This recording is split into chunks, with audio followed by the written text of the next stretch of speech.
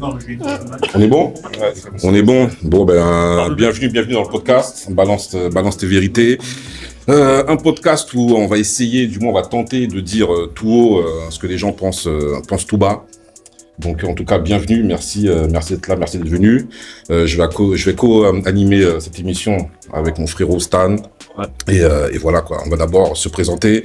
Donc moi c'est Ice, créateur de contenu, donc je fais pas mal de vidéos sur des sujets hommes-femmes, entre guillemets sociaux. Et j'aimerais savoir, vous, ce que vous faites. Qu'est-ce que vous faites ici, là? Pourquoi vous êtes venu déjà? On dit honneur aux dames, alors je laisse commencer. Tiens, c'est ton micro. Écoute, moi je suis Léordina. Moi je suis juste là parce que le sujet est très pimenté. Je me dis pourquoi pas en fait interagir sur le sujet du jour, tout simplement. Je copie-colle. Je copie-colle, ça m'intéresse. Et moi, c'est Sophie. Et bon, voilà. C'est tout. Alors, moi, c'est un sujet qui me parle parce que je suis issu de la banlieue et justement, j'y travaillais déjà pour devenir conseiller financier puis coach en développement personnel. Donc, quelque part, le dépassement de soi, le fait de transcender quelque part sa condition de vie, c'est quelque chose qui me concerne directement. Donc, c'est vraiment pour ça que je suis là. Ok, merci. Ok, et ton nom sur les réseaux? Serna. Enchanté. Alors du coup, moi c'est Stanley, sur les réseaux aussi, notamment sur TikTok. Je vais dire que je traite un peu les relations hommes-femmes aussi pareil. Donc c'est un sujet qui peut rassembler entre guillemets et qui peut diviser aussi. Mais on est là pour essayer d'avoir des différents points de vue. Donc voilà. Merci. Du coup, comme vous l'avez compris, on va parler de banlieue. On va parler des désavantages, des inconvénients. Mais je pense qu'on va surtout parler des inconvénients et des différentes problématiques que l'on a en banlieue. On va commencer par une première question, une question assez piquante. Pourquoi l'État a laissé les banlieues devenir des zones de non-droit? Déjà, est-ce que vous pensez que les banlieues sont des zones de non-droit? Est-ce que vous pensez que l'on peut faire ce que l'on veut dans les banlieues? Qui veut? J'avais pris l'initiative. Alors, pour ma part, il n'y a aucune zone qui est de non-droit en France, parce que justement, tu as des personnes qui sont incriminées, incarcérées, jugées, et que ce soit, bon, après, il y a des proportions qui sont, selon les secteurs, plus importantes, mais je pense pas que la banlieue, c'est une zone de non-droit. C'est juste qu'il y a des conditions qui poussent les gens à commettre plus de crimes, plus de délits, plus d'infractions de manière générale. Parce que sinon, la loi ne s'appliquerait pas dans certains endroits et les criminels les prisons ne seraient pas pleines de ces gens-là. D'accord, ok. Alors, cette question elle paraît simple et en même temps elle est vaste parce que on le voit dans beaucoup de quartiers où l'État a vraiment abandonné, vraiment au sens propre, les quartiers de certaines villes, certains endroits où limite il n'y a même plus de police de proximité qui passe, qui va faire des patrouilles. On a l'impression que justement ces gens de quartiers-là peuvent faire ce qu'ils veulent. C'est pour ça d'où la question a été posée en vrai. Oui. Et même l'exemple encore plus marquant, c'est Marseille, on va pas se mentir. Je comprends, mais pour moi, en fait, il y a une différence entre zone de non-droit et culture de la délinquance. C'est-à-dire que l'État applique, on va dire, la loi, c'est la même pour tout le monde, met en œuvre ce qu'elle peut pour essayer, en tout cas avec les moyens dont elle dispose, pour régir ces banlieues. Par contre, quand tu grandis dans un milieu qui, historiquement, il y a toujours eu de la délinquance ou même il y a une mafia qui s'est installée, les jeunes en grandissant se repèrent à ça, en fait, ça devient quelque chose de culturel. Et bien sûr, quand tu as des lieux où la violence et la délinquance, c'est culturel, il y a beaucoup plus d'infractions que dans d'autres zones. Mais ça ne veut pas forcément dire que ces zones-là, ce sont des zones de non-droit.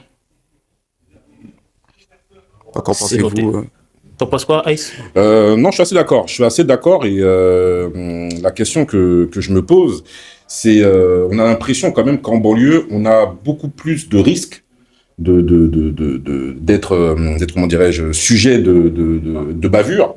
On en a vu énormément, on a vu beaucoup de choses qui se sont passées dans l'actualité. Et moi, ma pensée par rapport à ça, c'est est-ce que ces bavures, entre guillemets, je mets plein de guillemets, sont en quelque sorte je vais pas dire justifié, mais est-ce que le fait d'être issu de banlieue fait qu'on doit avoir un comportement, on va dire, un peu plus exemplaire, vu que nous sommes dans un cadre où nous sommes susceptibles d'avoir beaucoup plus de répression que les autres. Est-ce qu'on doit pas donner enfin, comment dirais-je, pour bien formuler le terme, est-ce qu'on ne doit pas donner le bâton, est-ce qu'on ne doit pas donner le bâton pour se faire battre? Moi, j'aimerais rebondir là-dessus. On va peut-être attraper ma veste, mais je parle par exemple quand il y a eu la manifestation pour Naël. Le combat en soi, parce que le petit s'est quand même fait tirer dessus par les flics, certes, il a fait quelque chose qui n'est pas bien, mais c'est pas pour cette raison-là qu'on doit tuer un enfant parce qu'il a pris la voiture et qu'il s'est pas arrêté. Pour moi, c'est pas légitime.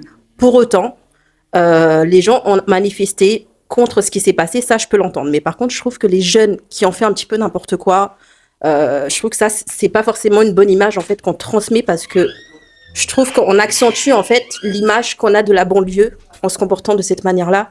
Je dis pas que ça légitime en fait les bavures policières, mais je trouve que c'est l'image déjà qu'on a de la banlieue, et je trouve qu'ils amplifient en fait cette image en se comportant de cette manière-là. Je pense qu'il y a certains combats, on n'a pas besoin d'être dans la violence, de dégrader pour que ça soit entendu. Je pense pas qu'on ait besoin de faire ça en fait. Et je trouve que ça donnait vraiment une image encore plus négative de la banlieue, parce que c'est comme ça qu'on voit en fait les personnes de banlieue. Ils foutent le bordel, c'est toujours les mêmes, et qui on voit, c'est les immigrés encore une fois, et je trouve ça dommage en fait. T'en penses quoi, Sophie? Je trouve qu'elle a raison. Ce qui s'est passé avec Naël, c'est il y a eu Les émeutes à Nanterre. Oui, les émeutes, et du coup, ils ont commencé à brûler des choses, c'est ça? Exactement. Ouais, exactement. Ok, d'accord. À ce niveau-là, ouais, non, ça représente pas la banlieue. Et en fait, les jeunes, en faisant ça, je comprends qu'il y a un message derrière, qu'on est énervé et tout, mais non, brûler la voiture de quelqu'un brûler la voiture de quelqu'un, et en plus c'est pas la tienne, c'est pas, je pense pas que ce soit quelque chose pour revendiquer quelque chose. Je trouve pas ça normal. Même à côté de chez moi, ils avaient brûlé un garage, c'est pas normal de faire ça. Et effectivement, oui, de ce que tu as dit, du coup, ils vont voir que la banlieue, c'est ça, que du coup, les jeunes là-bas, c'est ça qu'ils font. Au lieu de... Je dis pas qu'on doit être pacifiste, mais il y a d'autres moyens de s'exprimer, autre que juste vouloir, brûler, casser.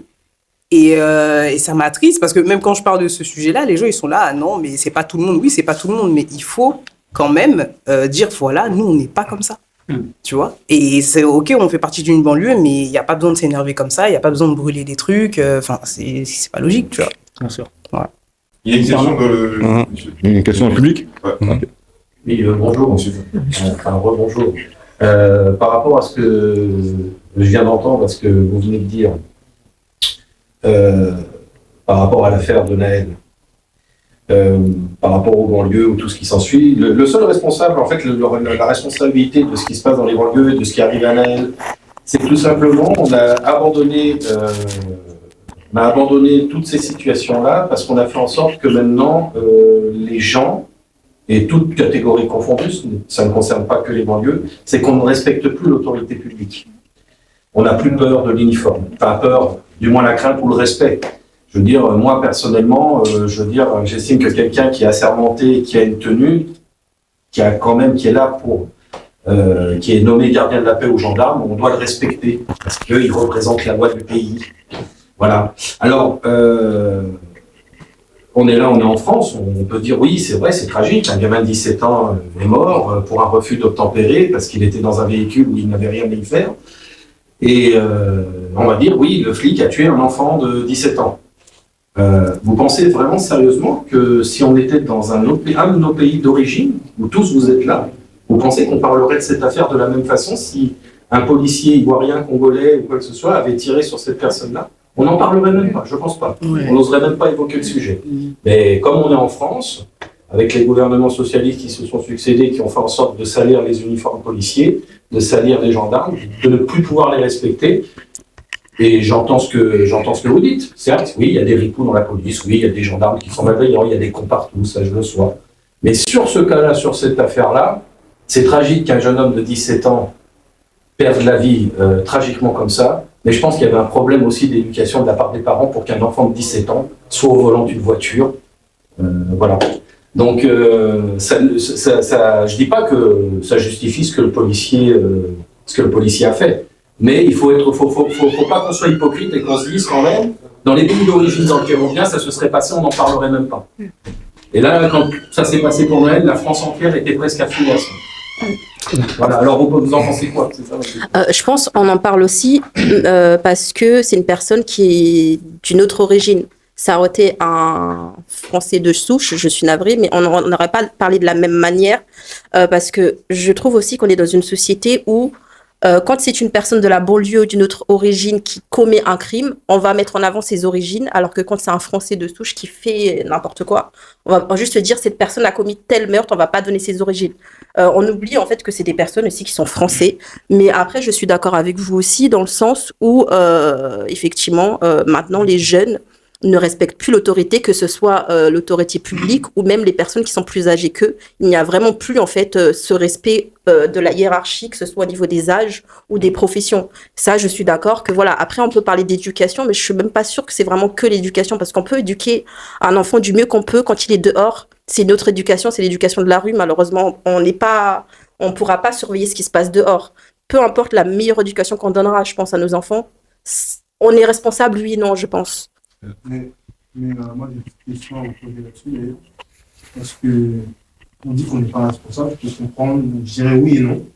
Mais ma question, c'est alors qui est responsable? C'est les parents au manque d'éducation ou c'est la société qui a laissé trop de liberté à la jeunesse? Non, vas-y, je te laisse rebondir et je reviendrai. Moi, après. je dirais que, je vais pas dire bizarrement, mais tu peux avoir tes parents peuvent te donner la meilleure éducation. Tu peux avoir parce que souvent on dit que voilà, c'est pas qu'on dit, mais quand tu es issu de famille monoparentale, c'est pas que c'est compliqué, c'est qu'il y a déjà cet énorme écart. Enfin, je sais pas comment on pourrait dire ça. Mais même quand tu as tes parents avec toi qui t'ont bien éduqué, bah tu peux quand même tu peux quand même faire quelque chose de mal, quoi. C'est ça que j'ai envie de dire. Donc, je veux bien qu'on tape sur les parents, mais bon, si ils ont essayé vraiment de faire ce qu'il fallait et ils t'ont bien éduqué, là, faut se dire que c'est peut-être toi le problème. Et après, on peut aussi taper sur le système, il n'y a pas de souci. Mais après, ce que tu fais et les décisions que tu prends, c'est toi qui as le dernier mot à la fin. Donc, si tu prends la décision de faire quelque chose, t'auras beau dire, bah, peut-être il a eu une mauvaise éducation, des trucs comme ça, mais au final, c'est toi qui choisis et c'est toi qui décides. Tu vois, on peut entre guillemets t'influencer ou je sais pas quoi, mais c'est toi qui décides de faire des trucs. Et il peut y avoir l'influence, mais t'as, comme on va dire et comme on dit souvent, t'as souvent le choix. Donc, tu fais le choix d'eux. Et voilà. Cernard, t'en penses quoi? Moi, je pense que par exemple, le problème profond de ça, c'est l'identité, parce qu'une personne devient ce à quoi elle s'identifie. Et quand, par exemple, tu es un enfant issu de banlieue, ben déjà, quels sont tes modèles? Tu vois, même tu vois les grands du quartier. Ah, lui, c'est un grand. Pourquoi? Parce que c'est celui qui deal le plus ou autre. Et déjà, on t'identifie à quelqu'un de banlieue. Toi-même, donc tu te dis qu'en grandissant, tu vas devenir un grand de la banlieue, un grand délinquant. Et donc, avec ces modèles et même une psychologie qui est faite pour te conduire au désastre, bah, il est probable que tu sois... t'as pas les bonnes cartes en main parce que les premières inégalités des chances entre les personnes, c'est au niveau de l'éducation. Une personne qui naît dans une bonne famille, avec une bonne éducation, qui fait de bonnes écoles, eh bien, la personne, elle aura de bons modèles. Elle va s'identifier à... Elle aura une bonne programmation pour réussir. Alors que quelqu'un... Déjà, même la mère, elle a des problèmes financiers, elle travaille, son enfant, c'est une charge mentale en plus pour elle. Elle va même pas s'occuper de lui. L'enfant, il va chercher des repères à gauche, à droite. Ses amis, les grands du quartier. Après, bon, je trouve ça assez tragique d'en arriver là, mais c'est logique, ça s'explique. Excusez-moi, j'ai une petite question. Ne pensez-vous pas que parfois la violence est nécessaire et légitime? Pensez-vous que les Gilets jaunes auraient pu obtenir ce qu'ils ont obtenu sans violence? Ils ont obtenu quoi? C'est ça la bonne question, c'est qu'est-ce qu'ils ont obtenu les Gilets jaunes? Les Gilets jaunes. Je pense qu'en soi, perso, ils ont, je trouve, enfin, on on fait un petit pas de côté, mais c'est vrai que la violence ne justifie pas tout. C'est vrai que c'est dans certains combats, on a l'impression que c'est nécessaire et légitime, mais dans la finalité, est-ce que ça a été le bon chemin à suivre? Je sais pas, puisque finalement, on est encore dans les mêmes travers, dans les mêmes problèmes. Juste pour rebondir par rapport à l'éducation et par rapport au système, j'entendais que vous disiez que est-ce que c'était à cause du système ou à cause des parents? Moi, j'aimerais, dans un premier temps, avant d'incriminer le système, hein, même si le système n'est pas parfait, même si le système on a des choses à redire au système, mais je pense que la priorité, ce sont les parents. Ce sont les parents et l'environnement social de l'endroit où tu éduques ton enfant, parce qu'on sait que l'entourage est très néfaste ou bénéfique selon le lieu où grandit l'enfant. C'est la raison pour laquelle il est important pour des parents qui vivent en banlieue, j'allais dire malheureusement en banlieue, non pas malheureusement parce que la banlieue est aussi un endroit où il se passe de très bonnes choses, mais lorsqu'on est parent et qu'on éduque son enfant, on sait que de manière presque mathématique, il y a beaucoup plus de chances qu'il aille vers un chemin assez périlleux. Donc vu que niveau statistique, il a beaucoup plus de chances, faudrait que nous, en tant que parents, on prenne notre charge, notre part, en ayant un peu plus de surveillance sur l'enfant. C'est-à-dire que si je vis en banlieue et que je sais que c'est compliqué, je ne laisserai pas mon enfant à part d'heure sortir, se promener, etc. Parce que je sais que finalement, il va rencontrer des amis qui vont l'engrainer à faire diverses choses suspectes. Donc c'est à nous aussi, en tant que parents, de prendre notre charge, même si cette charge elle peut être compliquée, lorsqu'on est peut-être papa au foyer ou maman au foyer ou seul, ça peut être quelque chose qui peut être assez compliqué, mais il faut se dire que là, mon enfant, si je le laisse sortir, se promener, et à 21h, il n'est pas à la maison, et qu'à minuit, il est encore dehors, là, il faut se poser les vraies questions. C'est peut-être pas simple, il y a peut-être une question dans le public. Oui, je voulais juste revenir à ce qui était dit auparavant, concernant justement l'éducation des parents. Alors moi, je pense que ça joue, mais est-ce qu'on ne sait pas qu'il y a aussi une différence entre, par exemple, en banlieue et on prend l'exemple de Paris, il y a une différence en fait de moyens qui sont mis en œuvre pour justement que les enfants aient des possibilités. Par exemple, on va prendre l'exemple du sport. Il y a beaucoup plus de complexes sportifs, en gros, sur Paris, quand même beaucoup plus accessible. En banlieue, on va en avoir beaucoup moins. Forcément, les enfants, ont beaucoup de choses à faire. Et on va prendre l'exemple des parents qui peuvent pas être là tout le temps. Donc, tu vas mettre ton enfant au sport, mais il n'y a pas de moyens, ça va coûter cher, il va avoir beaucoup moins de dispositifs qui puissent s'épanouir. Donc, forcément, il va aller trouver des refuges dans la rue, aller faire des trucs avec les amis, etc. Est-ce que vous ne pensez pas que ça joue? Donc, du coup, s'il n'y a pas une différence de moyens qui est pas mise en place, on va dire, au bon moment, peut-être pour donner un petit peu plus de moyens aux enfants, de s'en sortir du côté identité de la banlieue, par exemple. Voilà. Bien sûr, en fait, on commence à le remarquer, évidemment que c'est pas les mêmes infrastructures, parce que il y avait un petit jeune là qui a grandi en banlieue, et là qui a performé en tennis, je sais pas si ça vous parle. 15 ans, 16 ans, un truc comme ça. Et c'est pas un truc qui est accessible quand on grandit en banlieue. Là, le tennis, ça coûte très très cher. C'est-à-dire même, on prend encore le poney, enfin faire du cheval, etc. C'est des trucs qui sont très très coûteux. Faire de la Formule 1, ça coûte très très cher. Donc en fait, oui, il y a des sports dès le départ qui sont déjà éliminés par le manque de moyens, tout simplement. Et même le sport qui est mondial, qui est le foot, quand on commence maintenant à mettre des structures, on commence à rajouter des choses pour éloigner un peu plus, entre guillemets, les banlieues, si vous remarquez bien. Alors qu'avant, c'était le truc le plus facile, c'était l'ascension la plus facile pour qu'un mec de banlieue réussisse dans la vie. Mais maintenant, on commence à dire non, il faut que tu aies bac plus 12, façon de parler. Il faut que tu aies des diplômes énormes pour, soi-disant, réussir dans le foot, alors qu'on se dit, tout bêtement, il faut juste taper derrière la batte. Maintenant, on rajoute des trucs, des conditions un peu plus onéreux, on va dire. Mais Monsieur King, oui. Il y a une petite phrase qui a été dite, mon confrère, que je n'ai pas trop appréciée. Pour moi, le foot en France, le vivier du foot en France, c'est la banlieue. de France. Vous regardez juste le casier de chacun des joueurs, d'où ils viennent. La majorité des joueurs viennent de la banlieue, Oui. de la Ligue française. Donc, même les professionnels vous disent que la banlieue est le vivier du foot. Je ne dirais pas que il y a moins de...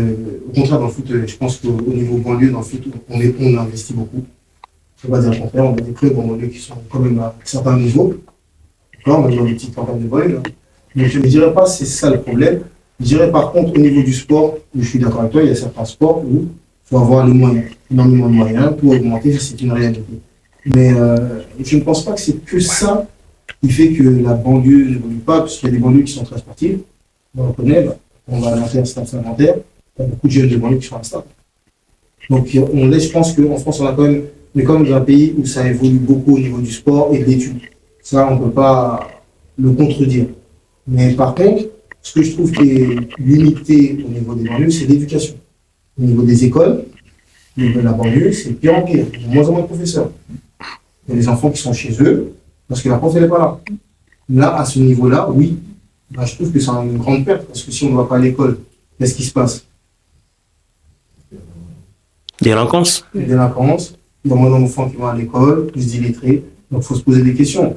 C'est pour ça que tout à l'heure, dans ma question, quand je dis est-ce que la société n'est pas responsable, l'État n'est pas responsable de maintenant du dégât qu'il y a dans les banlieues. Bien sûr. Regardez bien, là, je vois que sur le plateau, la plupart d'entre nous, ça se fait exprimer, mais il y a beaucoup de jeunes qui ne savent pas s'exprimer, pourtant ils sont nés en France. Et ça fait peur. On le voit même avec les artistes. On va citer les noms, quoique. Gazo, par exemple. On voit Gazo, on voit l'autre boxeur aussi qui avait fait polémique il n'y a pas longtemps, comment il s'appelle, Carissa Maké. C'est pas le meilleur des Français. Non, lui, ses neurones ont été détruits par le sport. Non, mais ils ont fait l'école derrière le tableau, c'est tout. Certains d'entre eux ont fait l'école derrière le tableau. C'est tout. Après, je voulais rebondir sur quelque chose qui est que les banlieues sont moins développées que les villes et en même temps c'est normal parce que les banlieues c'est la périphérie de la ville. Et donc bien sûr tu as moins d'investissements, moins d'infrastructures et finalement ceux qui sont issus des banlieues ont moins d'outils pour réussir. Après comme tu l'as souligné par rapport au foot, en fait l'État c'est un investisseur, c'est-à-dire qu'il va investir dans ce qui est rentable. Et quand par exemple il investit dans des écoles etc., et il voit que c'est de l'investissement gâché, c'est triste à dire, parce que quand tu vois le peu de personnes qui réussissent issues des banlieues, par rapport au foot où là peut-être t'as plus de talent, parce que en banlieue il y a énormément de talent, mais combien exploitent leur talent pour réussir? Ça c'est une autre question. Et finalement l'État va regarder par rapport à qu'est-ce qui rapporte. Si en banlieue les gens se démarquent par le foot, on va investir dans le foot. Si c'est par l'école, on va investir dans les écoles. Sauf que beaucoup délaissent l'école. Et donc, il n'y a pas les investissements conséquents. Tu voulais rebondir? Il y avait une question? Une question publique? Il y avait une question? J'ai juste une question publique. Par rapport à l'éducation, concernant les écoles, donc ça fait un petit moment qu'on a quitté l'école, etc. Déjà, à notre époque, il y avait ces différences entre les écoles de banlieue et les écoles sur Paris. Moi, j'ai eu une prof qui m'avait dit, j'étais prof dans le 16e, donc les élèves sont étaient comme ça. Vous, il y a une différence de notation. Donc ça existe depuis un certain moment. Et donc c'est pas que maintenant. Et moi, je trouvais ça dommage parce que j'ai des élèves dans ma classe, et même moi, on était très assidus. Et on se donnait les moyens, mais en fait, derrière, on avait l'impression qu'il n'y avait pas, ils ne donnaient pas tant que ça. Quand par exemple, on leur dit, on a envie de faire ça, etc., il y avait, parce que il va y avoir peut-être 5 personnes qui font le bordel, entre guillemets, et on va dire, c'est toute l'école qui prenait l'effort. Et ils préféraient enlever donc du coup une grande partie. Et quand on voyait ces différences-là, moi je disais à mon prof comment c'est possible qu'on me dise alors au bac vous avez l'impression que vous êtes noté pareil, mais il y a une différence de notation. Quand vous allez arriver par exemple à la fac, ils vont regarder vous venez du 93, ça va être un peu compliqué pour vous. C'était directement ça. Alors que en fait ils savent pas en fait derrière l'effort qu'on fournit, etc. Ils regardaient juste la provenance. Tu vois, c'est ça, je trouvais ça dommage et c'est pas quelque chose qui date de maintenant, ça. C'était bien avant que même nos parents, ça se trouve, ils subissaient déjà ça, tu vois. Ce qui me dérange, généralement, à chaque fois, lorsqu'on parle d'éducation et de banlieue, c'est d'entendre souvent de justifier les problèmes de banlieue à la société. Dire oui, c'est la société, parce que c'est vrai que la société, c'est un peu tout le monde et n'importe qui, quoi. C'est vrai qu'on sait pas trop, quand on dit la société, Voilà, c'est un peu, voilà, c'est cette énergie qui est là, la société. Je pense que quand on est parent et qu'on est lucide de l'état, en quelque sorte, de la société, il y a un moment, il va falloir qu'on prenne, nous, nos responsabilités entières. On sait que à l'école, il y a des lacunes. On sait qu'il y a des difficultés d'apprentissage à l'école. Ça veut dire que on ne doit pas laisser la totale éducation scolaire à l'éducation nationale. Et ce qui se passe, c'est que souvent les parents se déchargent de l'éducation des enfants en disant, ben, de toute façon, ils vont à l'école, les parents font, l'éducation nationale fait le taf, donc moi, quand ils arrivent, ça y est. Alors que justement, c'est à ce moment-là, en tout cas pour moi, c'est à ce moment-là que les parents doivent prendre un réel relais. Et je sais que c'est compliqué parce que les parents, bon, il y a le travail, etc. Mais c'est à nous, quand même, en tant que parents, de prendre ce relais et de ne pas juste faire les devoirs qui durent 5-10 minutes, mais d'aller au-delà. Parce qu'on sait que l'État et que la société, en quelque sorte, ne fait peut-être pas suffisamment le travail. Donc, à nous, en tant que parents, je répète, hein, ça fait beaucoup en tant que parents que je dis, mais c'est important de se dire que on ne doit pas laisser la totale éducation des enfants uniquement à l'éducation nationale. Ils ont leur part, mais nous, on doit avoir également une grosse part également. Il ne faut pas juste dire, mais de toute façon, comme ils font rien, mais nous, on fait rien. Parce que du coup, on reste comme ça dans un cercle vicieux qui ne va jamais s'arrêter. Ça, je suis partiellement d'accord, parce que je vais encore prendre un autre exemple. Les parents qui sont, justement, on est enfants d'immigrés. Nos parents, c'est des immigrés. Ils arrivent ici, commencent à travailler. Donc, forcément, ils n'ont pas la connaissance. Je vais prendre mon exemple personnel. Ma mère, elle est arrivée ici, elle était déjà adulte, etc. Et moi, j'ai eu la chance de faire mes études ici. En fait, le problème, c'est qu'elle n'avait pas les connaissances nécessaires. Donc, ça veut dire que l'État, l'éducation nationale, ils ont des moyens. Il y a un tas de choses que je trouvais dommage qu'ils ne mettent pas à notre disposition. Parce que moi, c'était simple, hein, c'était, ah oui, t'étais noir ou arabe, je vais pas trop du temps. Ah, bah, tu vas aller en cours. Tu leur disais, ouais, t'étais intéressé par une filière générale, tu voulais faire scientifique, etc. Non, c'était direct, ouais, tu vois, là, t'es un peu juste, alors que je regardais, la copine ou le copain français de souche à côté, bizarrement, ça passait, tu vois. Et moi, je trouvais ça très dommage, parce que, il y a beaucoup de nos parents qui ont du mal un petit peu avec l'éducation ici, tu vois. Et, enfin, ça, je trouve ça dérangeant. Ça, je suis pas totalement d'accord avec toi là-dessus. Je voulais rebondir sur ce que tu as dit, mais c'est tellement ça. Oubliez pas qu'il y a des parents qui sont issus qui viennent en France. Donc, les enfants, nous, on est nés ici, mais eux vont travailler. La plupart, il y a la barrière de la langue, donc peut-être des fois, ils comprennent pas. Mais du coup, ce que tu disais, c'est que effectivement, eux, ils nous laissent à l'école et ils pensent qu'on apprend et tout. Sauf que moi, j'ai dû faire de gros efforts pour mieux parler français et éviter de dire wesh wesh, des trucs comme ça. J'ai vraiment fait un énorme effort. Mais je vois que de là où je suis aussi, il y en a, ils ont vraiment du mal. Et le truc, c'est que le système, il est un peu, entre guillemets, barbare, parce que eux, leur but, c'est de te faire passer. Sauf que si vraiment tu as de mauvaises notes, tu redoubles. Mais même ça, c'est pas qu'ils s'en occupent pas, mais c'est que eux, ils se disent bon, on va le faire passer, et puis dans tous les cas, il ira en pro ou un truc comme ça. Et c'était vraiment ça. Et moi, j'ai remarqué ça parce que ce niveau scolaire, parce que c'était beaucoup de théorie, des trucs comme ça. Moi, c'est quelque chose que je suis pas non plus super fan, parce que j'ai trouvé que voilà, je voulais faire quelque chose avec mes mains ou un truc comme ça, parce que je trouvais que juste apprendre la théorie, c'était un peu ennuyant. Donc du coup, je suis partie en pro. Et il faut aussi savoir qu'il y a des gens qui sont pas... il y a des enfants aussi qui sont pas habitués à tout ce qui est scolaire. Voilà, parce que l'université, c'est scolaire. Le lycée, c'est scolaire. Et le pro, moi, ça m'a plu parce que voilà. Mais moi, je savais très bien que je ne pourrais pas aller en général. Je le savais. Je savais que moi, les notes que j'avais, que c'était toujours à écrire quelque chose ou des trucs comme ça. Et même là, tu vois que même quand tu vas à l'université, que tu as tes masters, etc., t'es trop diplômé. Tu sors, t'essayes de trouver un travail. Ah non, on peut pas vous prendre parce que voilà, il faut que vous ayez de l'expérience. Mais la personne, elle vient juste d'avoir son master. Mais tu penses que c'est à cause de la banlieue ou là, c'est plus un... C'est plus le système. Et c'est un peu les parents. Tu vois, qui... Mais ça n'a pas un lien, ça n'a pas de lien avec la banlieue. C'est juste un problème de programme ou d'orientation. C'est pas lié forcément, c'est parce que tu es issu de banlieue que tu trouveras, enfin, tu auras plus de problèmes à trouver un travail.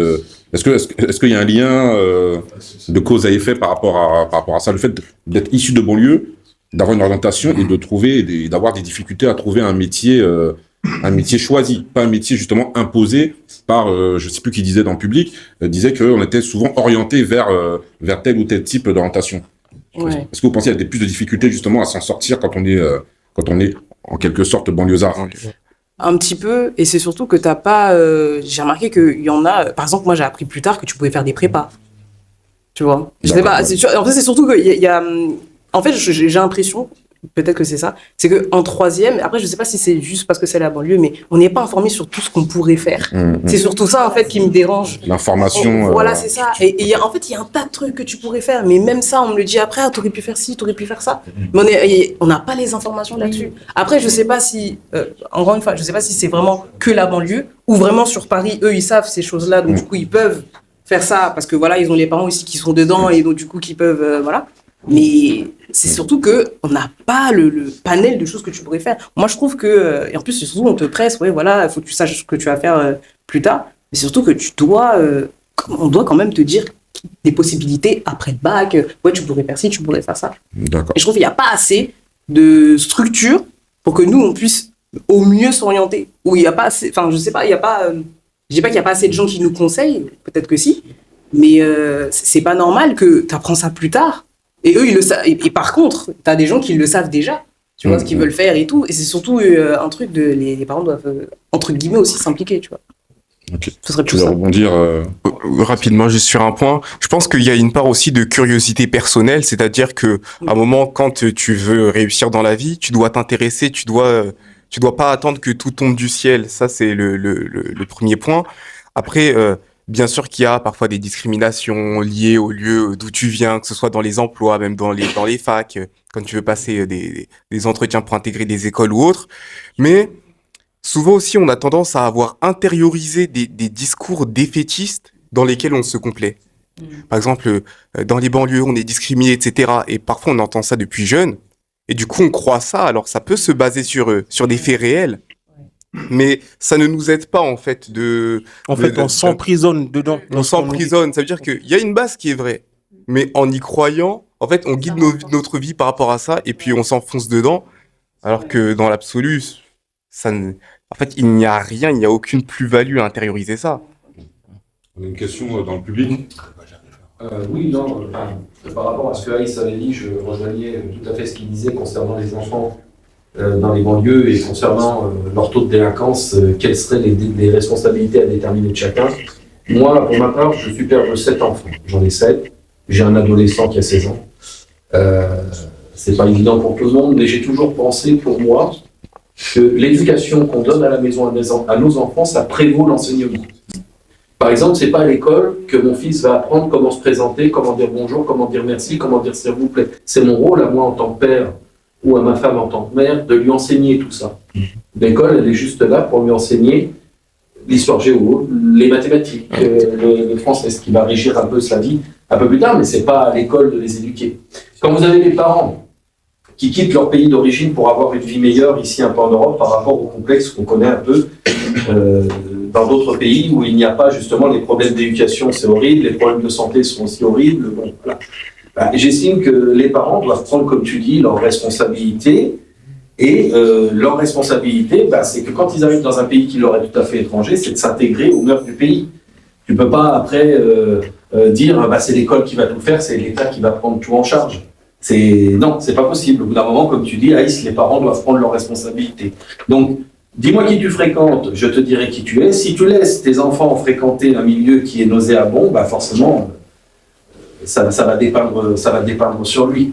Alors, moi, je le dis, oui, pour moi, les parents sont responsables de leurs enfants. Et si vous avez des enfants qui deviennent délinquants, c'est qu'il y a eu un moment, il y a eu une faille, et que les parents n'ont pas suffisamment fait attention pour qu'ils arrivent dans ces situations-là.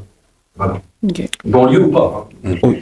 Mais je voulais rebondir justement sur tout ça. Effectivement que la famille, le cercle familial a beaucoup de choses à se reprocher, évidemment. Mais je ne veux pas qu'on oublie aussi le système, et même si je ne veux pas qu'on repose tout sur le système, mais justement, comme il l'a dit Florent, il y a des gens qui quittent leur pays, entre guillemets, qui viennent ici avec des lois qu'ils apprennent. Et moi, j'ai l'impression, en tout cas, que la société française se américanise, c'est-à-dire dans le truc où on apprend de plus en plus à des mères célibataires, où on leur dit, entre guillemets, indirectement, vous n'avez pas besoin d'hommes dans votre vie, etc. Alors que dans leur pays d'origine, la famille, c'était sacré, etc. Ils arrivent ici, ah, j'ai des droits, ok. Bon, bah, il ne me sert plus à rien, je vais le dégager. Enfin, dégager.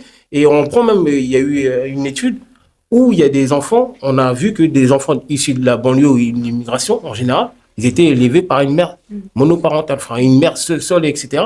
Donc, on leur dit que le parent masculin, homme, ne sert plus à rien. Donc, la plupart du temps, l'éducation ne peut pas être bien faite aussi parce qu'elle est seule. Il faut qu'elle aille travailler, elle a 2 ou 3 enfants, il faut qu'elle assume tout ça.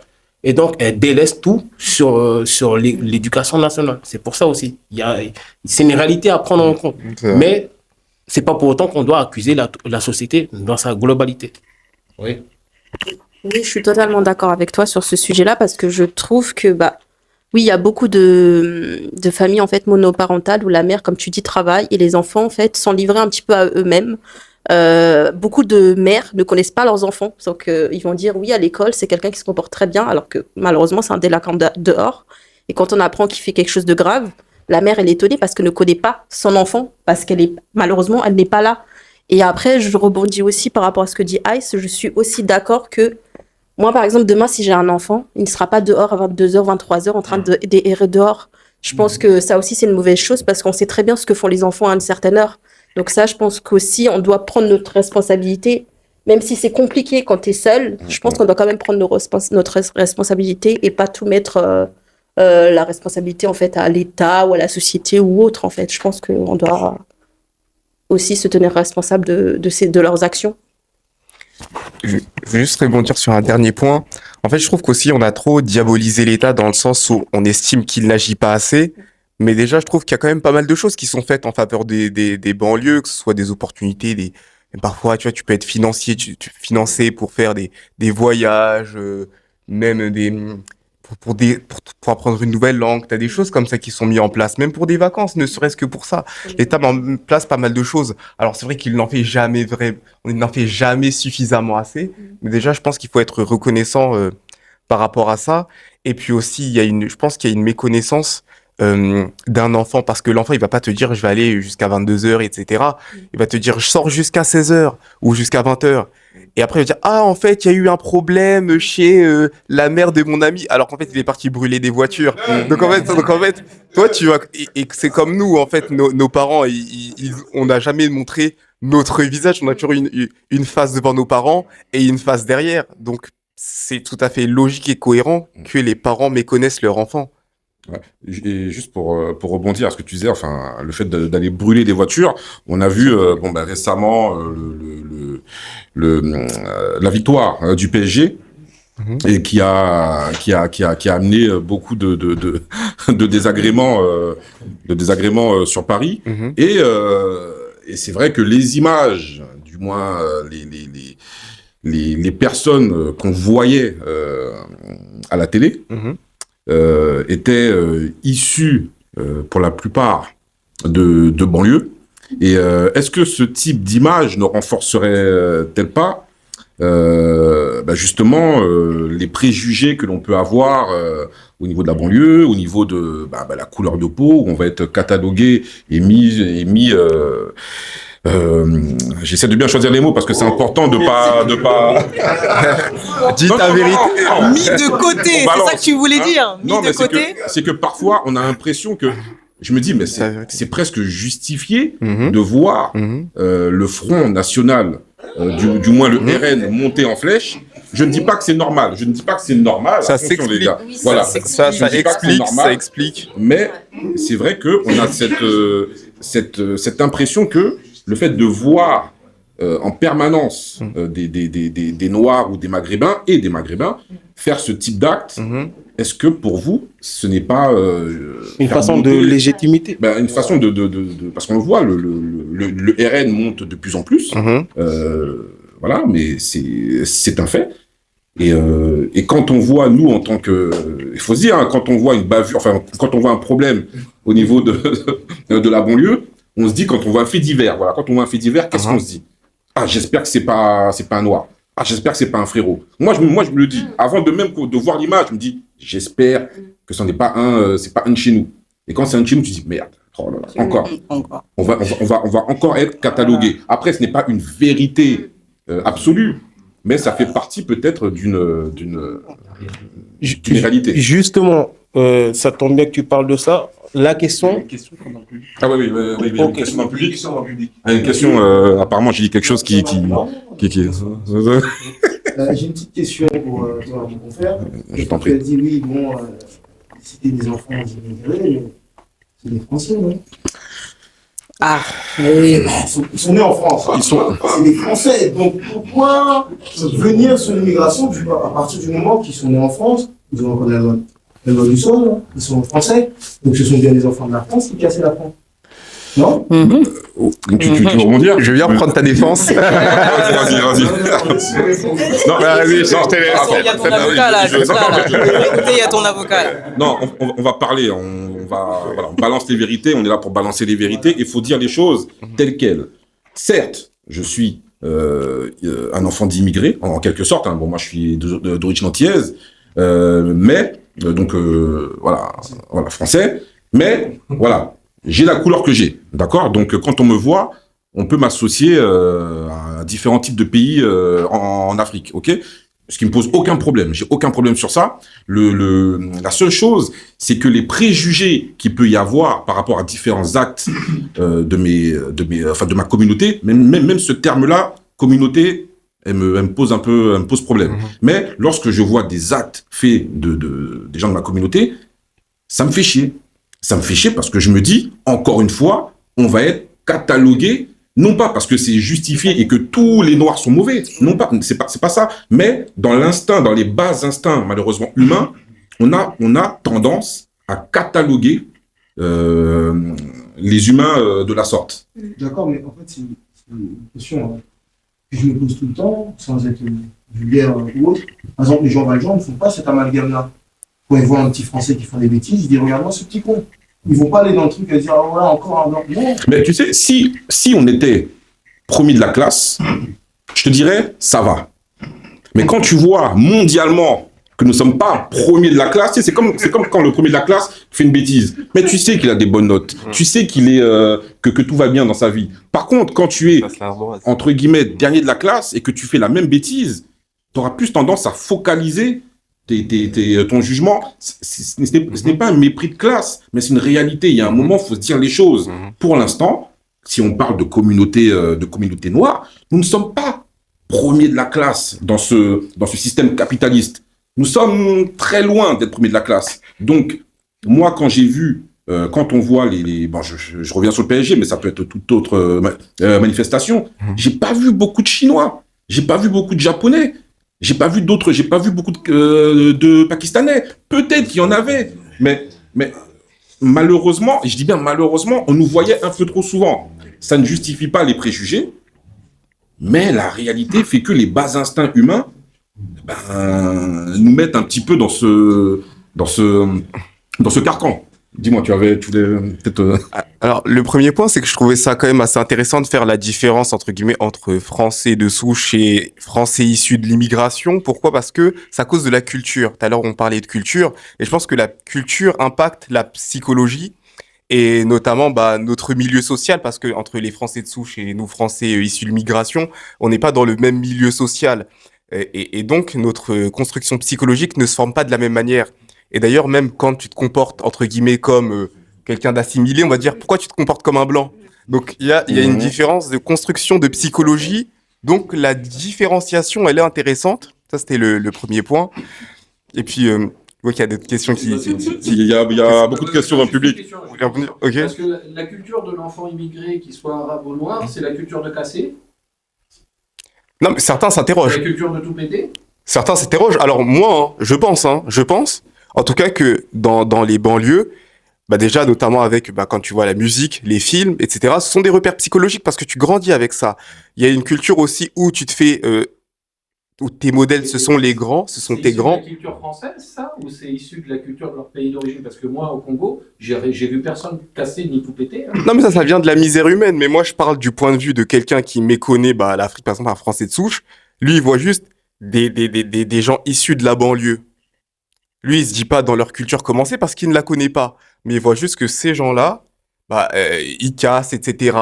Parce qu'en même temps, quand tu vois le milieu dans lequel ils grandissent, en fait, il est propice à la délinquance. Donc eux, en fait, ils font l'association avec ces gens-là de cette couleur, font n'importe quoi. Il faut un raccourci. Ouais. Il faut un raccourci. Il faut un raccourci. Et ça vous choque pas? Non, Si, ça me choque. Mais moi, en fait, c'est je vais logique. dire une vérité. Je suis fatiguée de voir ça.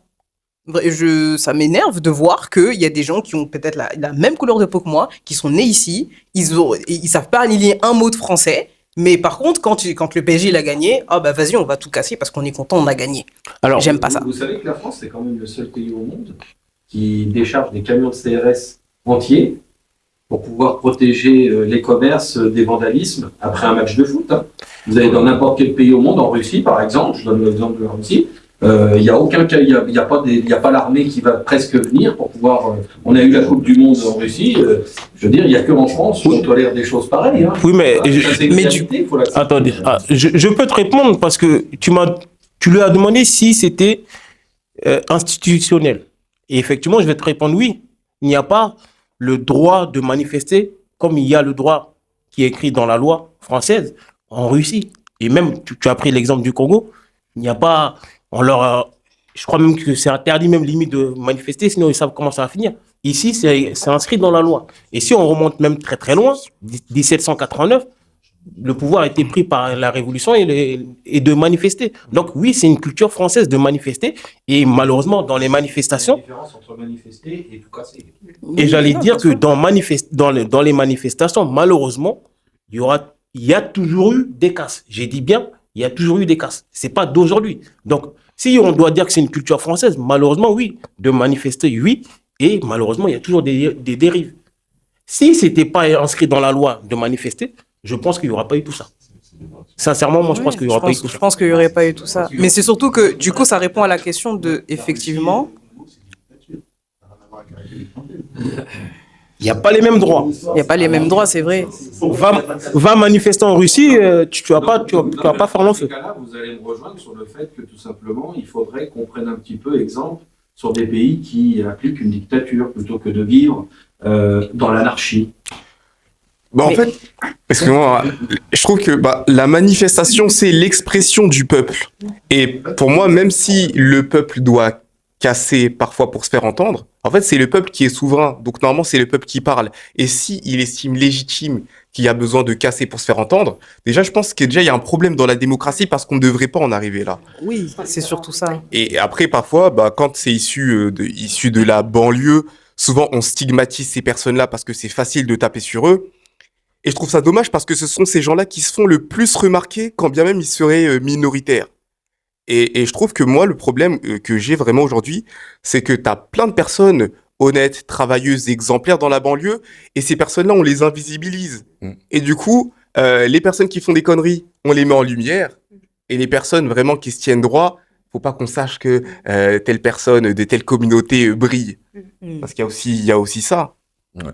Il y avait une question. Ouais, du coup, j'ai une question, mais moi, je trouve ça dommage parce que, enfin, on peut casser, mais ça venait à discuter au final. Parce que du coup, je prends l'intérêt dans tout ça. Parce que eux, ils vont aller, enfin, on peut célébrer. Il y a dans d'autres pays, ils ont célébré ça, ils ont fait la fête, ils ont rien cassé. Là, en fait, ils descendent dehors juste pour aller casser.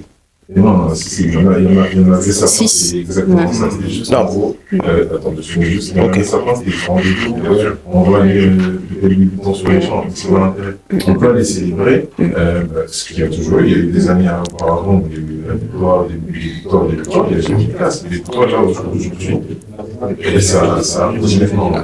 Moi, je peux te répondre vite fait, je suis désolé. Oui, bien sûr. Alors, en fait, on a souvent l'impression, parce qu'on est en France, on a souvent l'impression qu'il n'y a qu'en France qu'il y a ça. C'est faux. C'est parce que nos journaux ou nos médias ne nous montrent pas ce qui se passe ailleurs lors d'une victoire d'un pays. Je veux dire, en Italie, juste à côté, quand il y a des matchs de foot, etc., ça casse aussi. Il n'y a que en France, on croit. Si, ils nous le montrent pas, on est en France. Arrêtez. Vous croyez que c'est quoi leur intérêt de nous montrer que ça casse ailleurs? À Manchester aussi, il y avait un truc, je crois, il y a une voiture bélier qui avait percuté des gens. En Angleterre, quand il y a des victoires, ça casse aussi. Arrêtez. Il y a une différence entre célébrer et il va y avoir des dérives. Ok, d'accord. Mais là, se donner rendez-vous, je peux les casser. Il y en a qui viennent quand même de loin. J'en connais, j'en ai vu. Qui venaient d'autres pays, carrément pour vandaliser, carrément qui ne venaient même pas de Paris, qui venaient jusqu'à du 60 par exemple, pour se donner rendez-vous sur les champs pour aller casser. Je ne vois pas l'intérêt. Mais moi, ce que j'aimerais dire, c'est que, ok, dans notre pays, ça peut casser, mais c'est pas de la même manière. Déjà, quand tu parles, tu dis en Italie, tout ça, ok, mais j'ai jamais vu une capitale européenne cassée comme celle-là, par exemple. Jamais. On ne le montre pas. Maintenant, on montre tout, on a Twitter.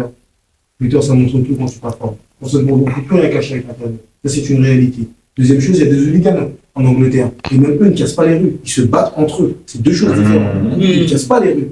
Là, c'est quand même la capitale d'un pays. Donc, je suis désolé, même si ça ne me fait pas plaisir, mais là, les petits, ils ont déconné. En 98, on s'est amusé. Il n'y avait rien cassé. Il n'y avait pas les réseaux. Il n'y avait pas les réseaux. Attends. Il n'y avait pas les réseaux. C'est pas qu'ils ont plus les réseaux. En 98, on a célébré, on était d'ailleurs. En 98, il n'y avait pas autant de dégâts. Mais là, les gens n'ont pas cassé les magasins, c'était sale, les rues et compagnie. Mais ce qui s'est passé là ne s'est pas passé en 98. C'est pour te dire que l'évolution de la violence en France et le manque de respect de certaines règles et certains codes, on le voit. Il y a des gens qui sont venus pour casser et pas pour manifester. Et on se doit de le dire nous-mêmes, même si c'est nos petits frères. Parce qu'il ne faut pas qu'on se dise oui, non, et puis qu'ils cherchent ça comme excuse. Non, il y a des gens qui sont venus s'amuser et il y a des personnes qui sont venues casser. Exactement. Parce que moi, j'ai rien contre que ça dégénère, parce que dès qu'il y a un mouvement de foule, forcément, ça dégénère et que forcément, il y a des casses. Mais là, c'est même pas des casses, c'est des vols, c'est du vandalisme, en fait. Et c'est ça que je trouve dommage. Pareil, quand il y a des manifestations, ils vont même casser, par exemple, des arrêts de bus. Ils vont abîmer des bus, ils vont même abîmer le bâtiment où ils vivent, alors que c'est déjà dans un état, voilà, qui est pas, enfin, c'est déjà dégradé, on va dire. Donc, je trouve ça même irrespectueux de faire ça dans les endroits où ils vivent, parce que même leurs parents travaillent très dur pour vivre dans ces lieux-là. Et même ça, ils le respectent pas. Je pense que maintenant, les jeunes ne respectent rien. Ça, on peut pas se le cacher. Enfin, comme disait tout à l'heure, avant, il y avait effectivement des mouvements de foule, des gens cassés, mais c'était pas de la même manière. Là, c'est vraiment volé, et c'est vraiment pour montrer, regardez, nous, on fait ça. Enfin, et ils sont fiers, en fait, de ce qu'ils font. C'est même pas parce qu'il y a eu de la foule et que dans tout ça, voilà, il y a eu un petit peu de casse. C'est qu'ils sont fiers de ce qu'ils font, c'est qu'ils se filment même en train de faire tout ça. Et là, c'est vraiment du manque de respect, en fait. C'est même pas juste de la casse. Après, attends, juste une petite seconde. Juste après, c'est vrai que c'est certains jeunes.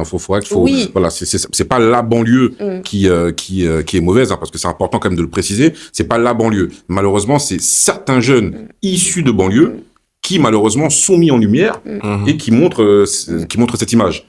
Dis-moi. Est-ce que vous pensez que dans ces cas-là, les parents sont responsables des agissements de leurs enfants et qui devraient être, par exemple, poursuivis ou condamnés en justice par rapport à ces dégâts qui sont occasionnés?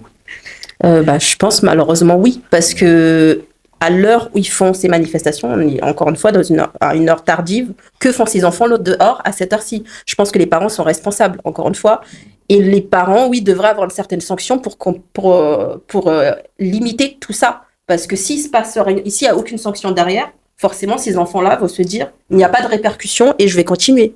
Ça pose une autre question, parce que dans ce cas-là, on a des enfants qui grandissent ou même dans la préadolescence deviennent des serial killers. Est-ce qu'à ce moment-là, les parents sont aussi responsables? Parce qu'il y a des serial killers qui sont connus, qui ont eu une enfance tout à fait heureuse et qui ont commis des crimes de par la suite. Parce que si, encore une fois, oui, mais encore une fois, il y a le truc de condamner. On a pris un virage là. Parce que les enfants ont quelque chose. À ce moment-là, où est-ce qu'on s'arrête en fait? Attends. Vas-y. Oui, là, je vais après, mais à ce moment-là, où est-ce qu'on s'arrête? J'aimerais rebondir parce que c'est très intéressant. En fait, savoir mettre la faute sur les parents voudrait dire que ce sont eux les responsables. Alors que je pense que tout ce qui est casse, ce genre de choses, c'est déjà l'expression de la misère humaine. On a des personnes désespérées qui cherchent à se défouler et trouvent parfois des occasions, des événements pour le faire. Frustration contre la bourgeoisie, on va casser des beaux quartiers, Louis Vuitton, et parfois voler ce que eux n'ont pas. Et je pense que du coup, il y a une responsabilité individuelle de l'enfant, individuelle des parents, mais collective également du système. Et donc finalement, tous sont un peu responsables. Et mettre juste la faute sur les parents, je trouve ça injuste parce que l'enfant aussi a une part de responsabilité, l'État aussi a une part de responsabilité, et condamner juste les parents au lieu de chercher à trouver une solution, je pense pas que ce soit forcément dans une bonne dynamique. Après, juste cette question, dans le sens, quand vous dites pas pour les parents, moi, quand il y avait le truc pour Naël, les petits qu'on a arrêtés dehors, ils avaient 13-14 ans. D'accord. Quand il y avait l'histoire de Ziad Ebouna, c'était les grands qui étaient dehors. C'était des gens qui avaient 20 ans passés. Quand vous regardez les deux émeutes, ça n'a rien à voir. Pour Ziad Ebouna, par exemple, on n'a pas braqué de magasin. Ça s'est battu en banlieue, on n'a pas braqué de magasin. Alors que quand vous... Attends, s'il te plaît. Quand vous voyez des mamans aller voler à Lidl, des enfants de 13-14 ans dans la rue, je suis désolé, à 13-14 ans, oui, tous les mineurs, les parents devraient être punis. Parce qu'à 13-14 ans, il n'y a rien à faire dehors en sachant qu'il y a des émeutes. Quelle justification? Il y a quoi comme excuse pour dire oui, mon enfant était dehors, ok, tu travailles, mais c'est à toi de faire des responsabilités pour être là pour ton gosse. Oui, la société, elle peut t'aider, mais elle n'est pas là pour éduquer tes enfants. Elle est là pour les instruire. C'est deux choses différentes. Et là, on voit de plus en plus, les crimes sont faits par des jeunes qui sont mineurs, de 14, 13 ans. Moi, j'ai une fille qui a 15 ans, elle n'est pas dehors à 22 ans, mon ami. Surtout si je sais qu'il y a des émeutes dans la ville. Donc, il faut prendre ses responsabilités, comme il disait tout à l'heure, Ice. Un enfant mineur, oui, les parents doivent être condamnés. Majeur, c'est son problème. C'est lui qui se débrouille. Mais à 13-14 ans, je suis désolé, de retrouver sur les Champs-Élysées à 2h du matin, en train de casser un arrêt de bus, oui, c'est la faute de tes parents. Merci. Exactement. Et excuse-moi, je voulais te répondre. Effectivement, tu as bien souligné que les deux n'étaient pas les mêmes contextes. C'est-à-dire, 2005, c'était beaucoup plus les grandes personnes qui étaient touchées, parce que ça touchait tout le monde. Et là, effectivement, l'âge descend de plus en plus. Mais on le dit depuis tout à l'heure, justement, c'est la faute de la société. C'est les lois qui sont régies comme ça. On se dit qu'un mineur, on ne va pas le toucher jusqu'à un certain âge. Si les lois étaient vraiment sévères, et moi, j'aime pas prendre ça comme comparaison, mais les États-Unis, petit ou pas petit, tu vas prendre ta peine. Ouais, c'est ça. Ici, les lois elles sont votées. C'est pas moi qui ai décidé. Les gens, ils savent même. Regardez, même dans les deals, etc., les petits jeunes ou les grands, ils savent qu'ils vont déléguer leurs affaires aux petits parce qu'ils savent qu'ils vont rien prendre pénalement. Donc, c'est la société aussi qui a fait. Les lois devraient changer. Ouais. Avant même d'incriminer les parents, effectivement, dans un premier temps, les parents dans l'éducation, mais les lois sont là comme ça, à 13 ans, 14 ans, ils savent qu'ils risquent rien. C'est ça aussi. Non, mais ils ont cette impunité aussi de la loi. Non, mais même, j'ai juste vite fait, c'est surtout que, mais même pas aux États-Unis, par exemple, il y avait un adolescent qui avait hacké Twitter. Lui, il n'a rien pris avant ses 18 ans. Tu vois ce que je veux dire? Donc, c'est même pas les États-Unis. Non. Ça veut dire que c'est comment? C'est pareil. Tu sais pourquoi il a rien pris? Oui. Parce qu'il a travaillé pour le FBI ou un truc comme ça, la CIA. Oui, mais il l'a fait une fois. Mais déjà, quand tu le fais une fois, t'es censé être sanctionné. Mais il n'a rien pris. Mais ils se sont servis de lui. Mineur. Ils se sont Et c'est la même chose. Non, ils se sont servis de lui derrière. Après, est-ce que pour autant t'as moins de crimes aux États-Unis? Non, ça ne changera même dans les pays d'Amérique latine. Donc, je pense que c'est pas on va dire la fermeté des lois qui empêche les délits et les crimes, c'est de solutionner la misère humaine, parce que c'est le fait que les gens vivent dans la misère qui les pousse à faire des actes désespérés. En l'absence d'espoir, les gens font n'importe quoi. Et le truc, c'est qu'il faut apporter des solutions, des véritables perspectives, plutôt que de frustrer ces personnes jusqu'à ce qu'elles fassent n'importe quoi. Et c'est pas mettre des lois super rigides qui va changer les choses. Enfin, ok, je suis assez d'accord avec toi et enfin en partie parce que le manque d'espoir, c'est là où ça me pose problème. Le manque d'espoir. On vit quand même dans un pays où on peut, on a l'éducation, c'est-à-dire que si tu fais des études, tu as l'espoir de faire quelque chose de bien. On n'est pas fermé en disant que toi tu es noir ou tu es arabe ou tu es issu de tel. On n'est pas fermé. C'est que pour moi, justifier que le manque d'espoir veut dire que je vais aller voler chez Louis Vuitton, je pense que c'est un peu trop facile.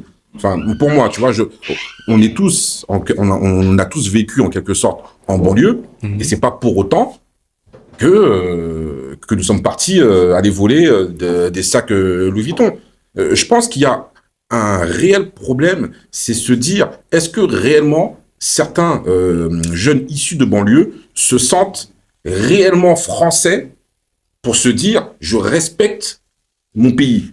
J'ai visité il y a quelques années le Japon. Je suis resté 15 jours au Japon. Je me suis dit, c'est un truc de malade, le respect que comment dirais-je, que les citoyens japonais ont pour leur pays.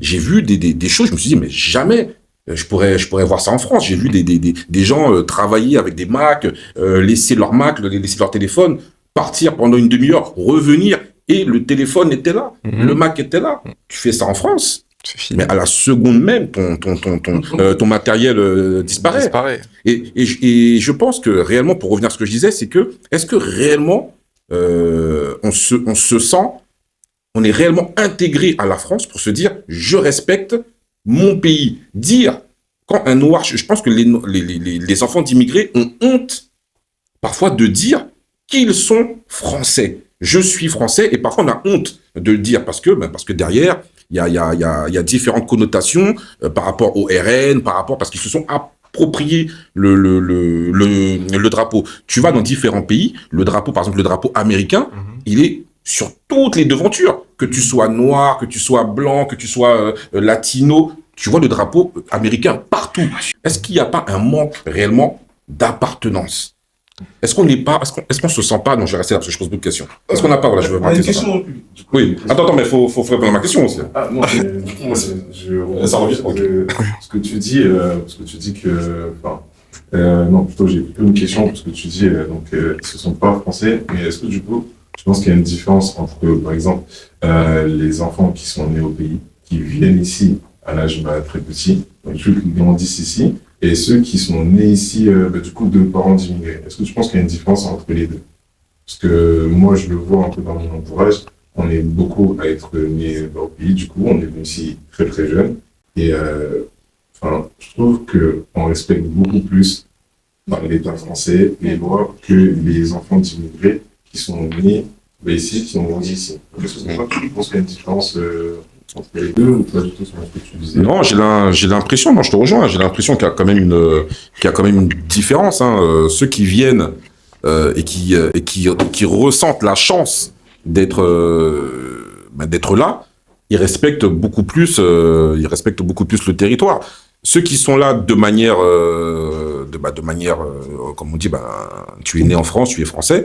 Ils ont peut-être ce côté où ils se disent, de toute façon, c'est acquis, il ne peut rien m'arriver. Donc, je peux faire ce que je veux, quoi qu'il arrive. Je suis français, donc je n'ai rien à prouver. Donc, est-ce que c'est justifié ou pas? Je sais pas, mais c'est un sentiment. Après, ça reste un sentiment personnel que j'ai. Donc, est-ce que c'est avéré dans les faits? Je ne sais pas, mais en tout cas, visuellement, c'est ce que je ressens. Excuse-moi, Aïs, j'ai une question à te poser, tu vois. Bon, sans parler maintenant, je vais dire pour les binationaux, la plupart d'entre nous, on est peut-être tous binationaux. Moi, là, j'enlève la communauté noire, je vais aller directement à la communauté maghrébine. Moi, quand je vois personnellement des jeunes adolescents enveloppés dans des drapeaux algériens et qui crachent en permanence sur la France, toi, personnellement, tu as envie de dire quoi à ces jeunes-là? Parce que moi, quand je vois ça, ça me révolte. J'ai envie de leur dire, si vous êtes si mal que ça, après tout, Alger, c'est à 3 heures d'avion. Vous pouvez retourner directement en Algérie. Tu leur dirais quoi? Tu leur dirais toujours de continuer à aller dans leur sens à eux, ou tu leur dirais plutôt de dire non, il faut aimer le pays dans lequel vous êtes, quoi? Moi, je suis d'accord. Oui, il faut aimer le pays dans lequel tu es, dans le pays qui t'accueille, que tu sois algérien, marocain, togolais ou peu importe. Hein. Je pense que oui, il faut aimer le pays dans lequel tu es. Est-ce que le pays justement te le rend bien de manière visible, je ne sais pas, tu vois. Mais en tout cas, tu es dans un pays où tu travailles, en théorie, où tu travailles, tu as ce qu'il faut, tu es logé, tu es nourri, tu as des aides, je pense qu'on a quand même une chance de vivre dans ce pays-là qui nous donne, moi, je suis quelqu'un qui aime voyager, j'adore voyager.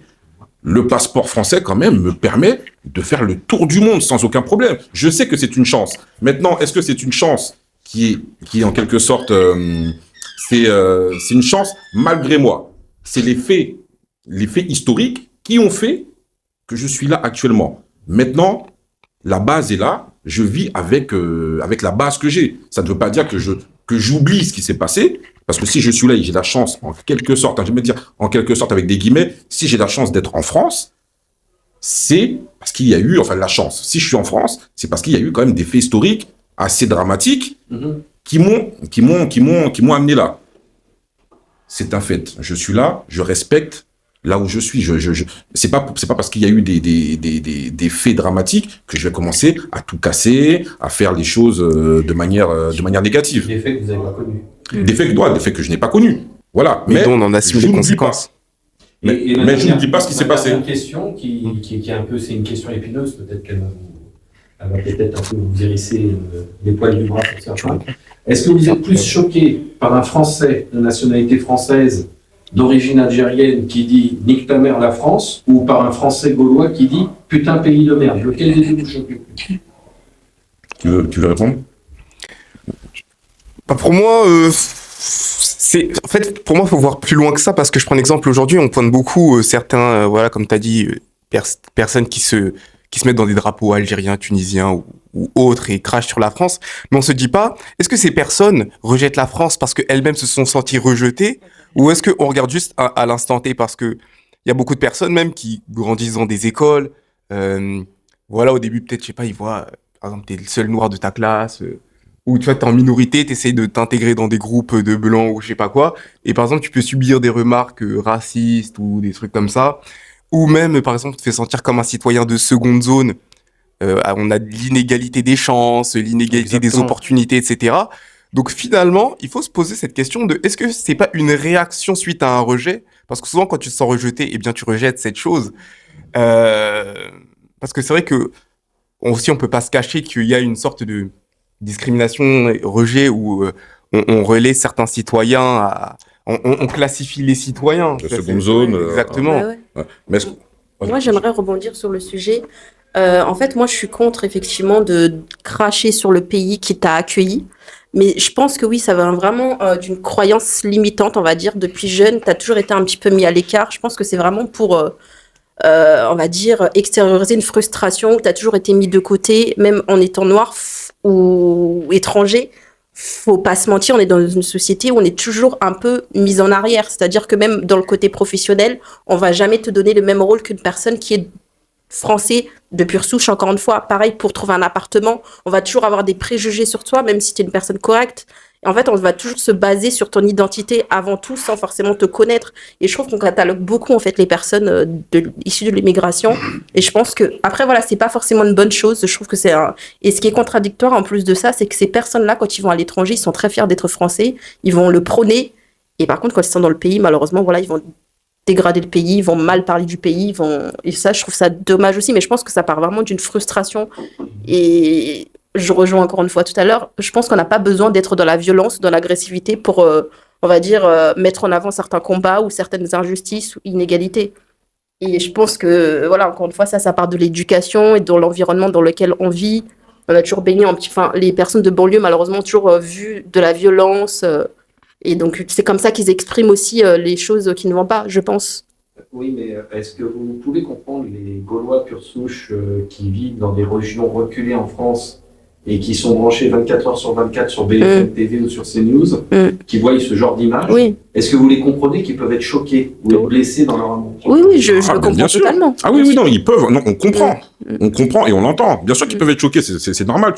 Si t'es branché, surtout quand tu dis qu'on est branché sur BFM TV ou sur CNews, si on n'a pas cette ouverture d'esprit pour se dire, tiens, je fais l'effort de voir un peu plus loin que ça, c'est vrai que si tu restes sur CNews et BFM, tu vois ça, tu dis, ah ouais, quand même là, ces enfants d'immigrés là, ils foutent la merde, tu vois. Après, même nous, hein, en tant que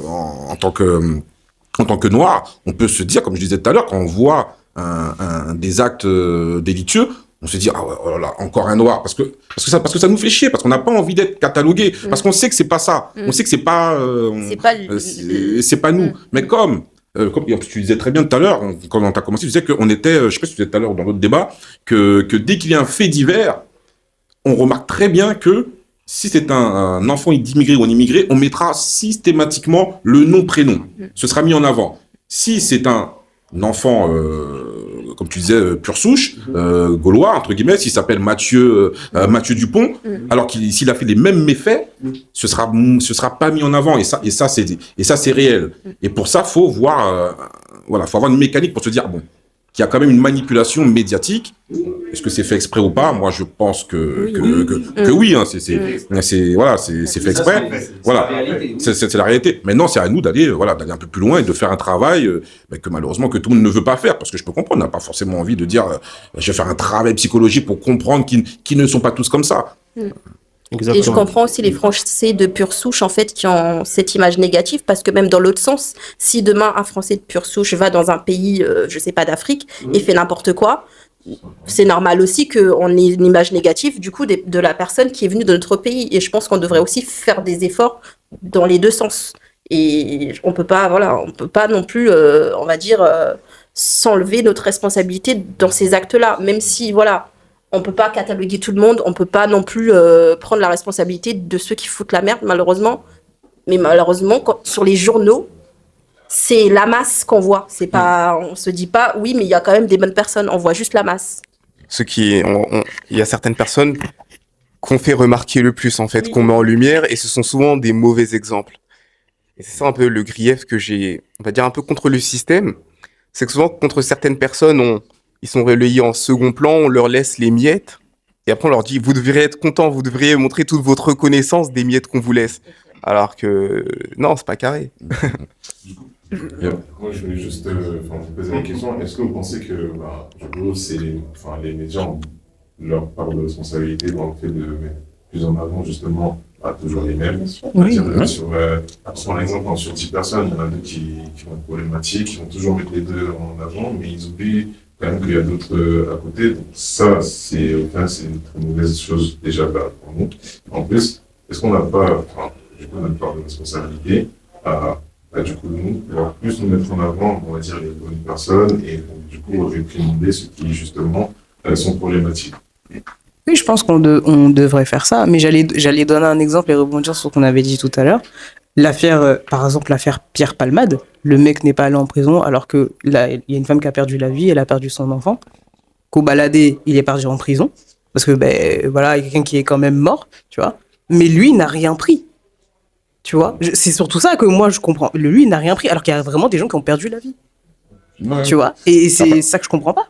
Après, c'est deux affaires. Après, c'est la justice. Hein, c'est compliqué parce qu'on n'a pas les tenants et aboutissants réellement on les a, c'est juste que pas les mêmes droits. Voilà, ouais, c'est ça. Après aussi, peut-être c'est pas une question de réseau, parce que par exemple, peut-être que Kolob Baladé n'a pas le même carnet d'adresse que Pierre Palmade, tu vois. Ouais. Aussi, ça peut être ça. Facile. Yeah. Ouais.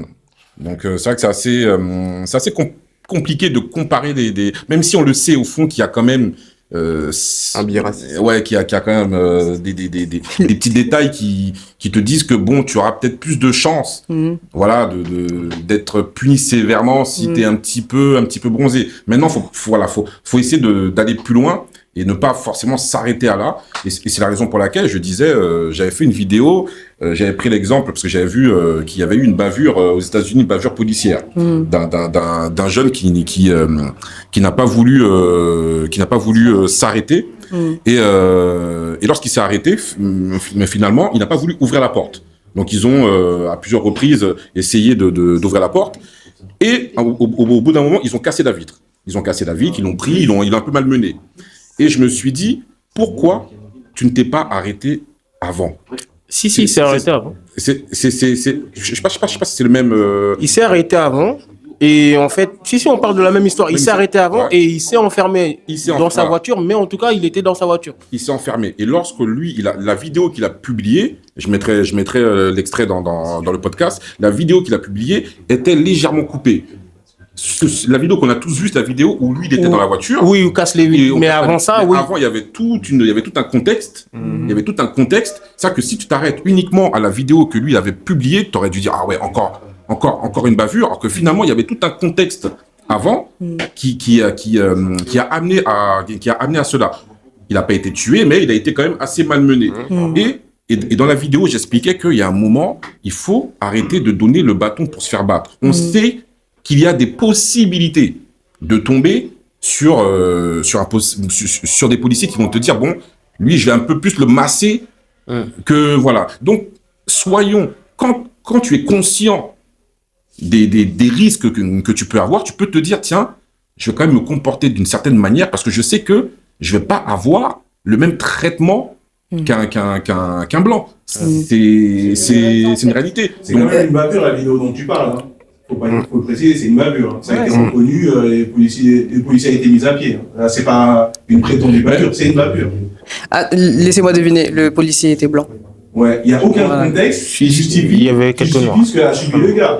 Non, mais ce que je veux dire, c'est que... Tout un truc précis, parce que bien sûr, comme si c'était limite sa faute à lui, non, mais il a subi ça. Dans la vidéo, non, mais dans la vidéo, le policier lui dit à plusieurs reprises d'ouvrir la porte. Il lui dit au moins 5 ou 6 fois d'ouvrir la porte. Parce que moi, j'ai vu la vidéo dans son entièreté. Il lui dit au moins 5 ou 6 fois d'ouvrir la porte. Oui, j'ai vu aussi. Et au bout d'un moment, il casse la vitre. Il casse la vitre et il le sort. Et c'est vrai que là, il commence à le... Non, ils n'ont pas malmené, ils ont passé à tabac. C'est deux choses. Oui, voilà, ils l'ont bien... Ils lui ont cassé des dents, ils lui ont cassé des dents. Oui, voilà, ils l'ont... Ah ouais, quand même. Mais quand tu sais dans le contexte, mais quand tu vois le contexte, malheureusement, le contexte de possibilités où tu vas te faire vraiment démonter, il y a un moment où tu te dis, tu sais quoi, si j'ai fauté, si je suis en règle, tenez, papier d'identité, merci, au revoir. Mais si je suis pas en règle, pourquoi je veux absolument rentrer dans c'est ça qui me dérange, même si ce n'est pas justifié, je peux comprendre, c'est pas justifié, mais à un moment tu sais qu'il y a des risques pour toi. Il y a des risques pour ton intégrité. Donc, arrête-toi, donne tes papiers, merci, au revoir. Il y aura peut-être des policiers, il y en a peut-être qui sont, peut-être, il en existe racistes, tu vois, mais si tu es dans ta légalité, tu dis voilà, messieurs, papier, assurance, permis de conduire, merci, au revoir. Je repars chez moi, je rejoins ma famille, je rejoins... Mais j'ai vécu une situation du même type, j'ai fini en garde à vue 24 heures. On s'est arrêté, on n'avait rien à se reprocher. J'ai fini en garde à vue 24 heures, je me suis laissé faire, j'ai obtempéré, et j'ai fini en garde à vue pour recel de véhicules volés. Ce qui était complètement faux d'ailleurs, et j'étais passager dans ce véhicule, j'étais même pas le conducteur, j'étais même pas le propriétaire. Personne n'a compris pourquoi j'ai été arrêté et passé en garde à vue. Donc ça veut dire que même si tu te comportes bien, même si tu obtempères de la meilleure des façons, ils peuvent tordre la loi d'une manière à pouvoir te poursuivre, à pouvoir te causer des ennuis. Au final, j'ai été libéré, j'étais accusé de rien. Le lendemain matin, à mon audition, le policier qui était en face de moi qui m'auditionné ne comprenait même pas pourquoi j'étais là. Et il m'a dit franchement, je vous dis de vous à moi, mes collègues, ils ont merdé. Mais moi, je savais pourquoi ils étaient là, ils avaient la haine parce que je les avais filmés avant qu'ils nous contrôlent, parce que c'était un contrôle au faciès. Donc c'est pour te dire que même si des fois tu te comportes de la meilleure des façons, ça ne change rien. Ah oui, non, mais tu élimines, tu élimines quand même quelques risques. Mais ça n'a rien changé. Malheureusement, voilà, mais tu élimines quelques risques.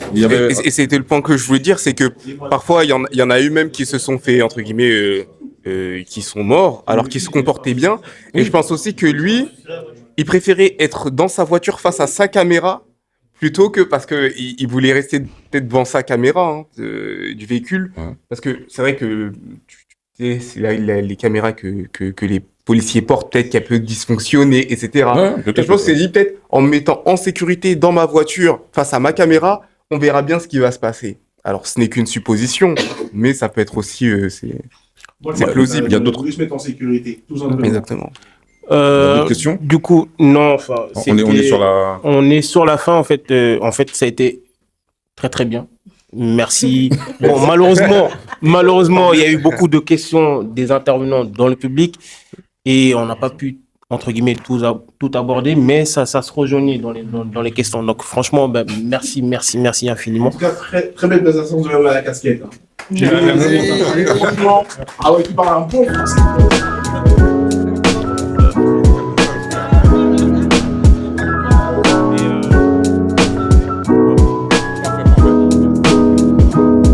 On a...